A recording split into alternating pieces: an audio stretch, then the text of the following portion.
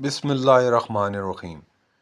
میں نے کھانے کی ٹرے کھولی، کانٹے سے گوشت کا ٹکڑا اٹھایا، ہونٹوں کے قریب لے آیا، مگر منہ میں ڈالنے سے قبل رک گیا۔ مجھے محسوس ہوا یہ گوشت شاید حلال نہ ہو۔ میں نے یہ خیال آتے ہی کانٹا ٹرے میں رکھ دیا اور دائیں بائیں دیکھنے لگا۔ غیر ملکی ایئر لائنز میں یہ معاملہ روٹین ہے۔ یہ لوگ حلال حرام کی تمیز نہیں رکھتے، چنانچہ ان کی خوراک بالخصوص گوشت میں حرام کی گنجائش موجود ہوتی ہے۔ میں نے ٹرے آگے کھسکائی اور سیٹ کے ساتھ پش لگا کر لیٹ گیا۔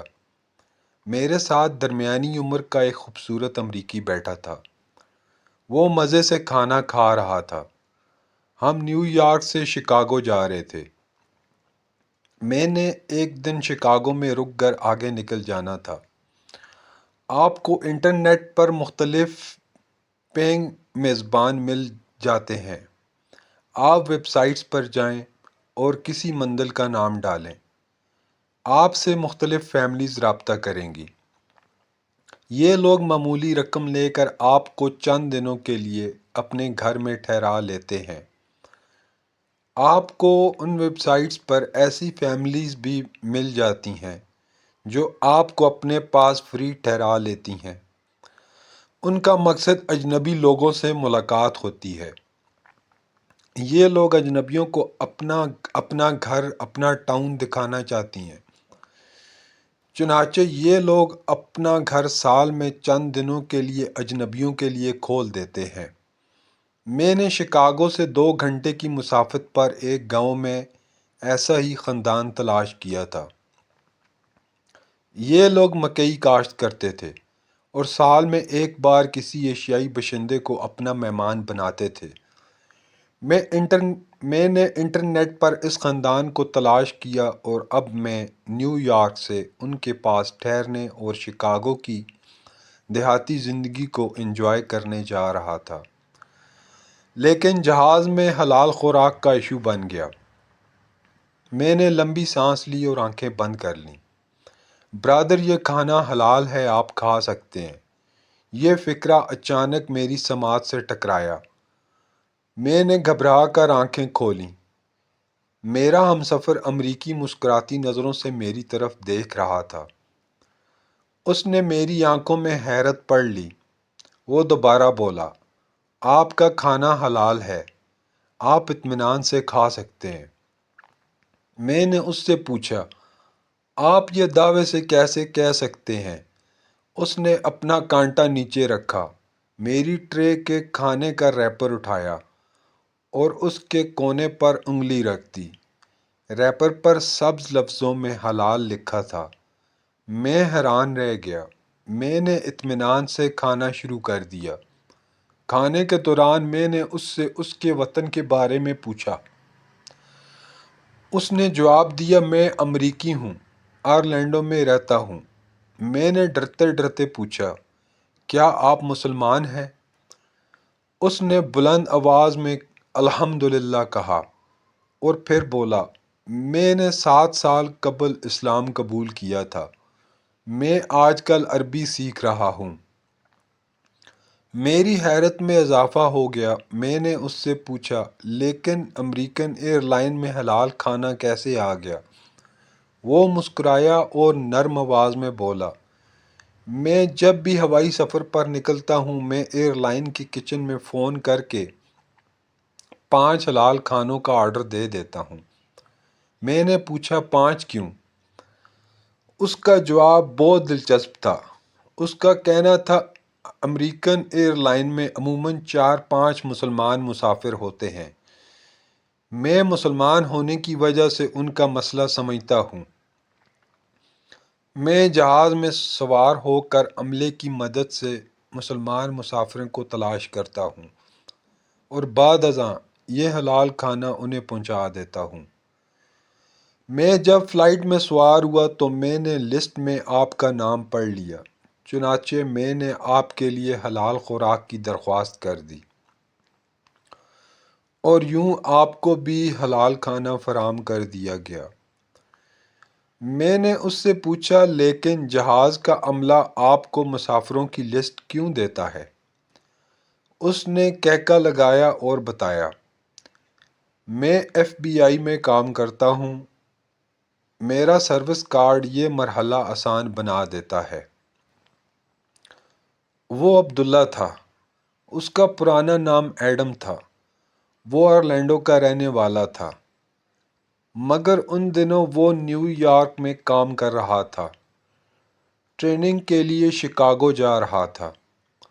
اس کے اسلام قبول کرنے کا واقعہ بھی اس کی شخصیت کی طرح حیران کن تھا۔ اس نے بتایا وہ ٹیلی کام انجینئر تھا، وہ ایک پرائیویٹ کمپنی میں کام کرتا تھا۔ اس کی والدہ کا انتقال ہو چکا تھا، والد دہریہ تھا، وہ بوڑھا ہو کر اولڈ پیپل ہوم میں پڑا تھا۔ اس کا اپنی گرل فرینڈ کے ساتھ جھگڑا ہوا، یہ جھگڑا طول پکڑ گیا، وہ شدید ڈپریشن کا شکار ہوا، اور اس ڈپریشن نے اسے شراب، کوکین اور چرس کا عادی بنا دیا۔ وہ 24 گھنٹے نشے میں ڈوبا رہتا، اس کی راتیں شراب خانوں میں گزرتیں۔ وہ دھت ہو کر شراب خانے میں گر جاتا اور شراب خانے کے ملازمین اسے اٹھا کر فٹ پاتھ پر پھینک جاتے۔ وہ اگلے دن اٹھتا تو گرتا پڑتا گھر پہنچتا۔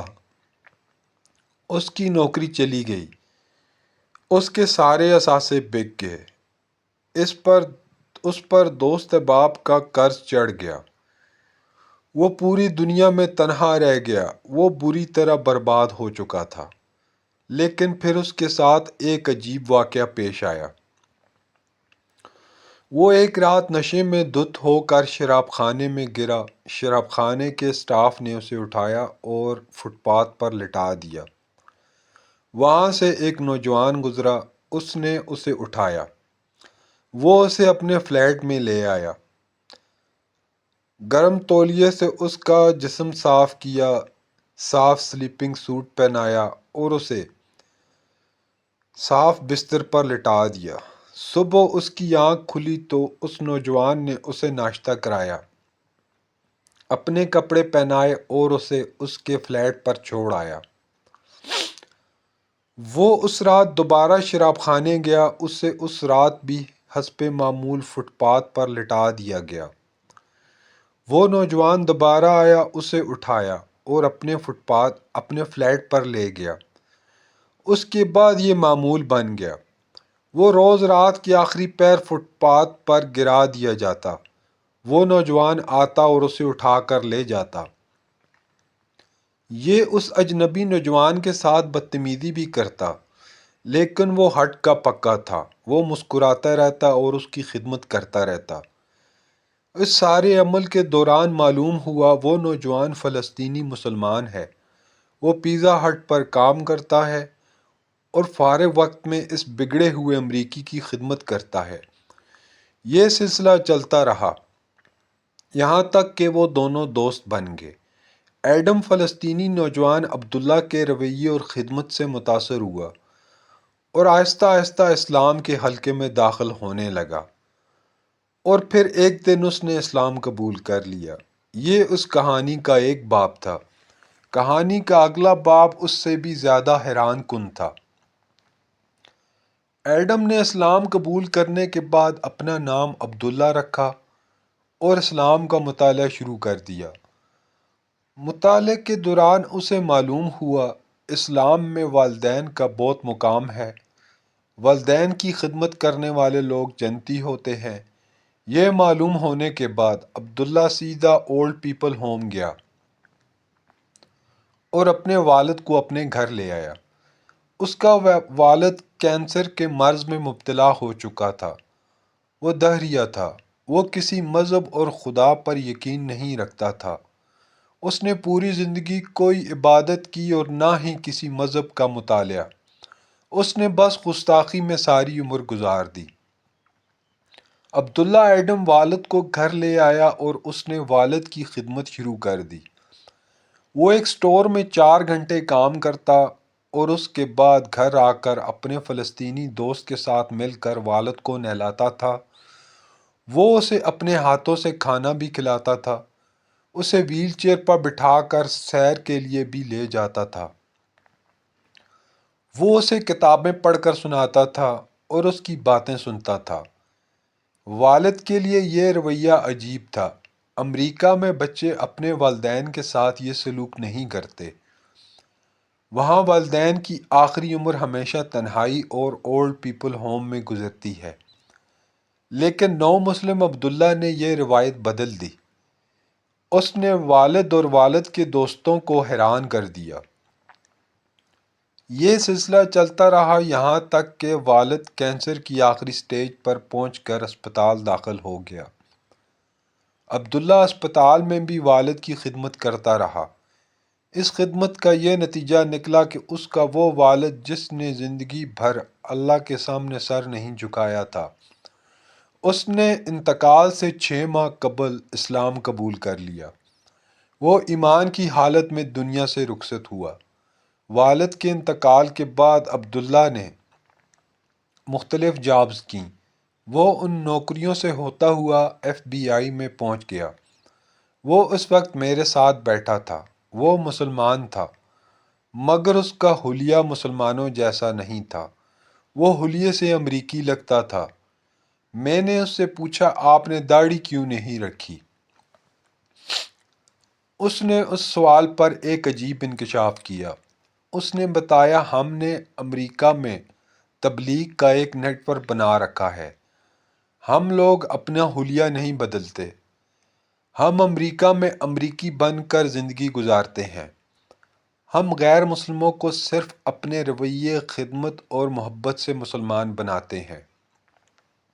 میں نے اس سے عرض کیا، لیکن آپ یہ کام داڑھی رکھ کر بھی کر سکتے ہیں۔